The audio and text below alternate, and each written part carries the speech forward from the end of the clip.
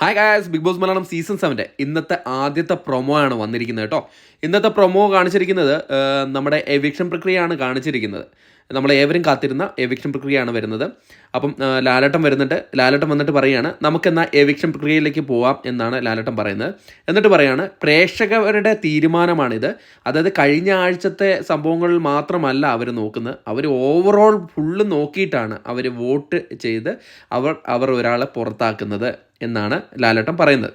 എന്നിട്ട് അതിന് ശേഷം നമ്മുടെ ആദിലടുത്ത് പറയാണ്, ആദിലേക്ക് ഒരു അവസരം കിട്ടിക്കഴിഞ്ഞാൽ ആരെയാണ് സേവ് ചെയ്യുക എന്നാണ് ചോദിക്കുന്നത്. അപ്പം ആദിൽ പറയാണ് നൂറയെയും അനുമോളയെയും എന്ന് പറയാണ്. അപ്പം ലാലേട്ട് പറഞ്ഞു രണ്ടുപേരെ പറ്റില്ല, ഒരാളെ പറ്റുള്ളൂ എന്ന് പറയുന്നു. അത് കഴിഞ്ഞ് അനീഷിനോട് ചോദിക്കുന്നു ആരെയാണ് സേവ് ചെയ്യേണ്ടത്.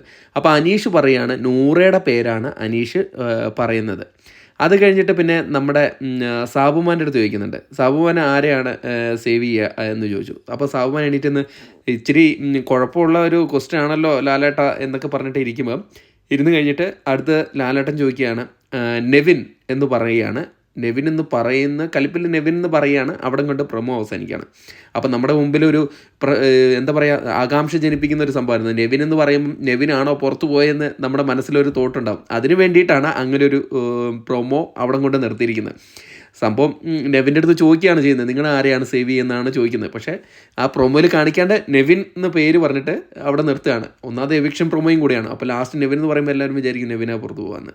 എന്തായാലും നമുക്ക് നാളത്തെ എപ്പിസോഡിലെ അപ്ഡേറ്റുകളുമായിട്ട് നമ്മൾ വരാം. അതുവരെയും ടാറ്റ ബൈ.